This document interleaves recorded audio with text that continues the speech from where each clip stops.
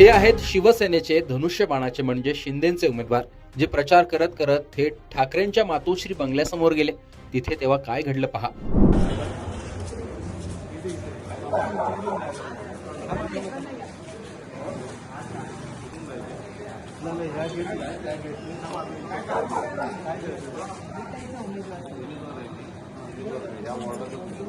पुन्हा भेटेल कोणाला भेटेल कोणी चालेल आमच्या मतदार कोणाला एकाला भेटलं तरी चालेल. तर प्रभाग क्रमांक 93 मधील एकनाथ शिंदेचे उमेदवार सुमित वजाळे हे प्रभागात प्रचार करत होते. त्याच प्रभागात कलानगरचा भाग येतो, जिथे ठाकरेंचा मातोश्री बंगला आहे. तिथेच प्रचार करताना सुमित वजाळे हे उद्धव ठाकरेंच्या घराबाहेर गेले.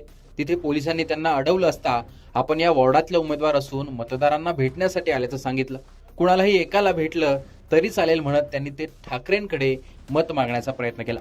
त्यामुळे शिंदेच्या उमेदवाराची चर्चा होते. प्रभाग क्रमांक 93 मधून 2017 मध्ये शिवसेनेच्या रोहिणी कांबळे या नगरसेविका म्हणून एकतर्फी निवडून आल्या होत्या. त्या उद्धव ठाकरेंसोबत कायम राहिल्या आणि त्यांनाच ठाकरेंनी आता पुन्हा संधी दिली. तर सध्याचे शिवसेनेचे उमेदवार सुमित वजाळे यांच्या पत्नी राणी वजाळे यांनी 2017 मध्ये रिपब्लिक पार्टी ऑफ इंडियाकडून निवडणूक लढवली होती आणि त्यांना केवळ 2700 मतं मिळवता आली होती. आता पुन्हा एकदा कांबळे विरुद्ध वजाळे असा सामना इथे रंगतोय. मातोश्री बाहेर प्रचार करताना सुमित वजाळे नेमकं काय म्हणाले ते ऐका. कलानगर मधील सर्व मतदारांना मी शिवसेना पक्षाचा, बाळासाहेबांच्या पक्षाचा अधिकृत उमेदवार म्हणून विनंती करतो की आपण येणाऱ्या 15 तारखेला धनुष्यबाणासमोर बटन दाबून मला भरघोस मतदानाने विजयी करा. या ठिकाणी शिवसेना पक्षाचा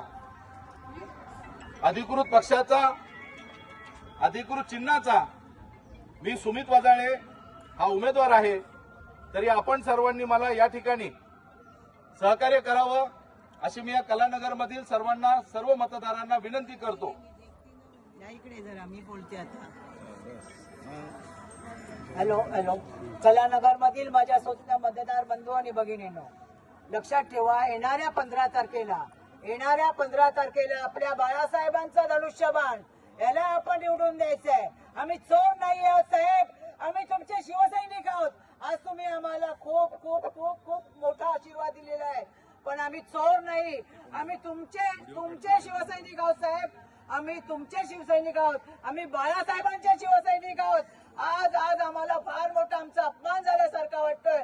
लक्षात ठेवा, कलानगर मधील शिवसैनिकांनी, कलानगर मधील मतदारांनी लक्षात ठेवा, येणाऱ्या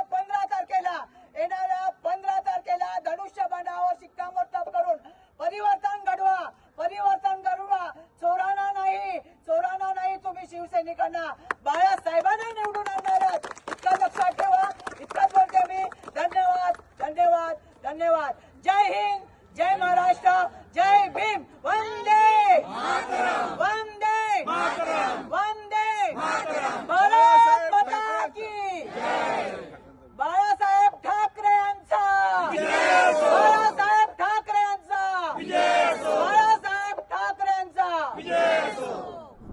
तर अशा प्रकारे कलानगरमधील ही लढत चर्चेत आली आहे. मात्र थेट शिंदेचा उमेदवार असा ठाकरेंच्या घरासमोर गेल्याने याची मात्र वेगळी चर्चा रंगली.